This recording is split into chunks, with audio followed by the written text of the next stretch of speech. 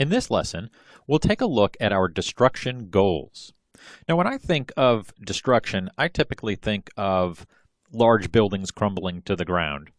However, in this series of videos, what we're after here is not massive destruction, but subtle destruction.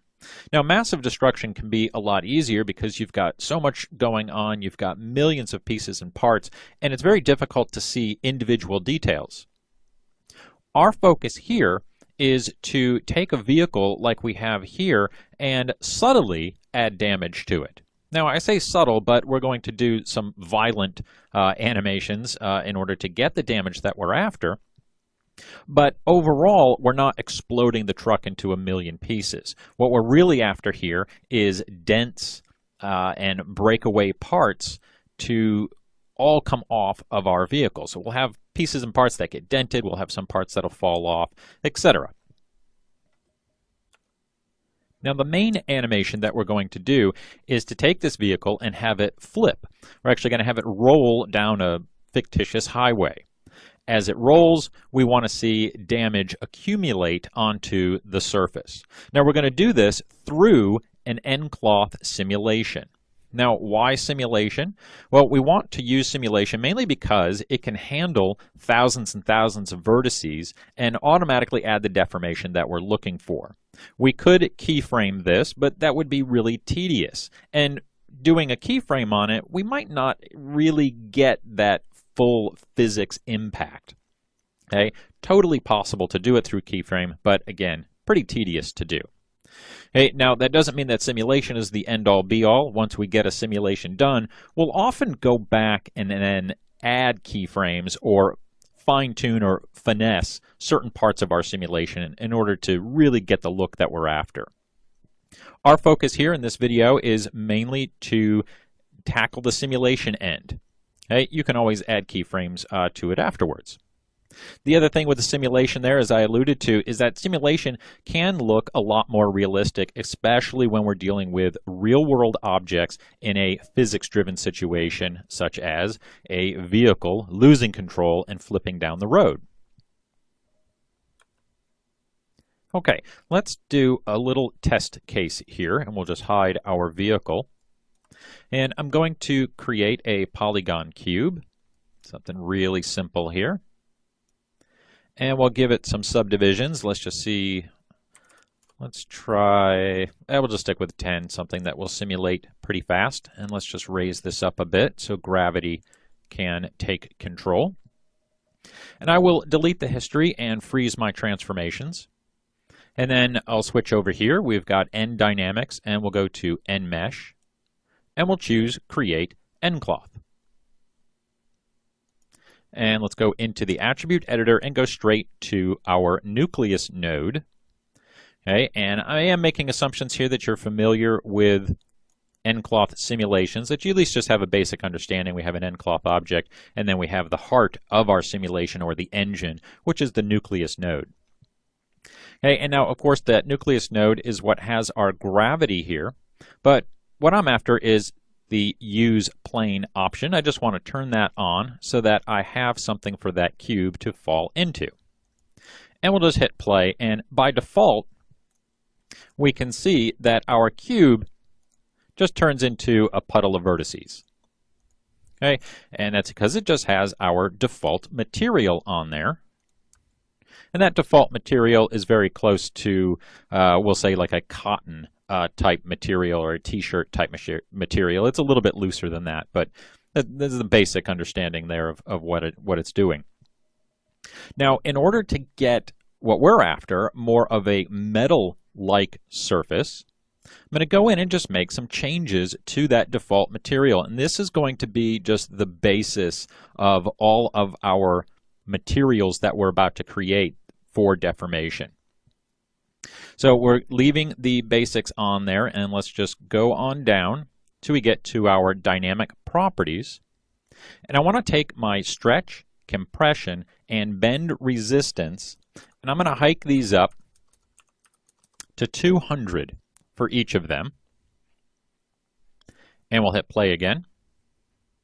Okay, notice that it's taking a lot longer to simulate. That's mainly happening from the bend resistance. Okay, and now when it hits the ground, it does not collapse into a puddle, okay, and it is retaining its shape and holding its shape very well. Again, I'm just going to drop that back down. Let's actually just take it to its default of 0.1 and go back, and I'll hit play again.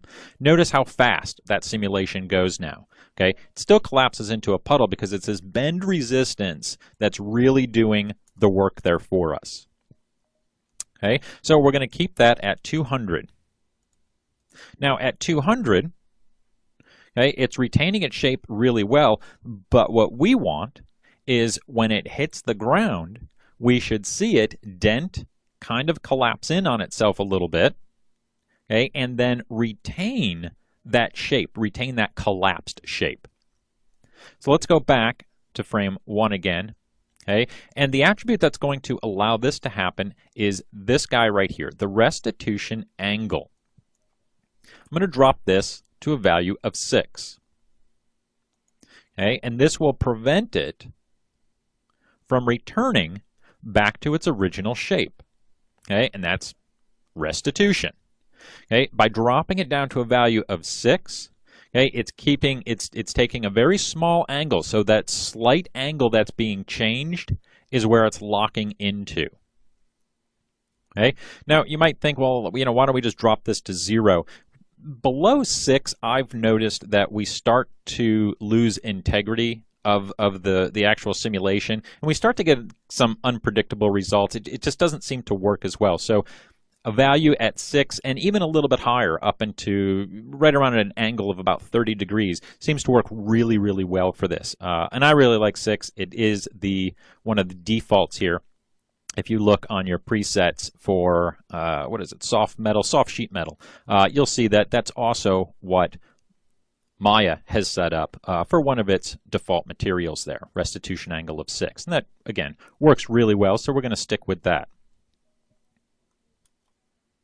Okay. Now, one other thing that we do want to make sure that we're utilizing here is back up to the top. We've got to make sure that self-collide is turned on. Okay. This is super imperative. Without it, it's not going to be able to retain its shape very well. It'll still collapse. We're still going to see some action there. Okay, and really, I don't need, maybe there's a slight difference from what we saw before, but with self-collide turned on, our surface under a greater impact is going to have more shaping deformation effect. Okay, so again, we want that self-collide turned on to really get a very nice dynamic looking simulation. Self-collide, of course, is more expensive. So unfortunately, we will take a hit for that. I'm going to turn that back on. And one thing that we can do, and we're going to mess around with here, is the self-collide with scale. By default, it's at 1, but I'm going to take it up to a value of 5. And we'll hit play again. And this is going to really slow my simulation down. Okay, but now notice when it hits. Look at the extra detail that we now get than we had before. We get these really nice indentations, kind of sharp angles, really showing off, you know, like a real world metal deformation type effect. So by cheating that self-collide with scale, we can really get some nice looking metal-like deformations.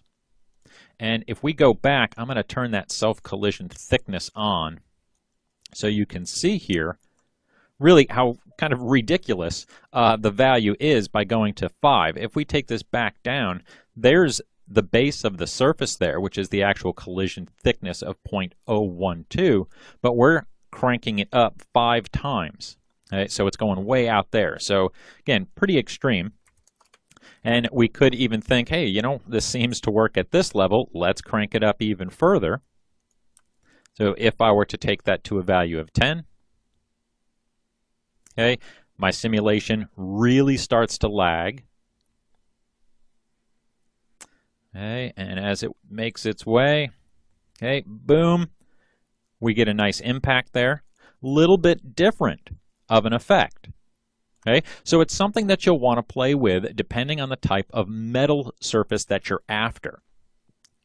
perhaps a self-collide width scale of 10, this might be a bit more representative of a thicker type metal.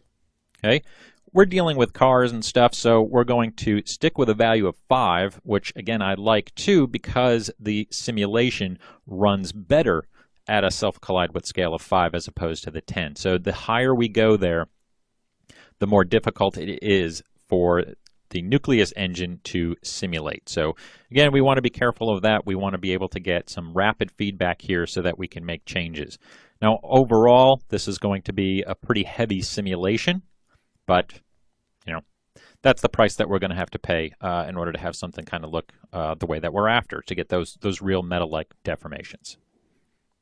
Okay, so that is a look at our destruction goals.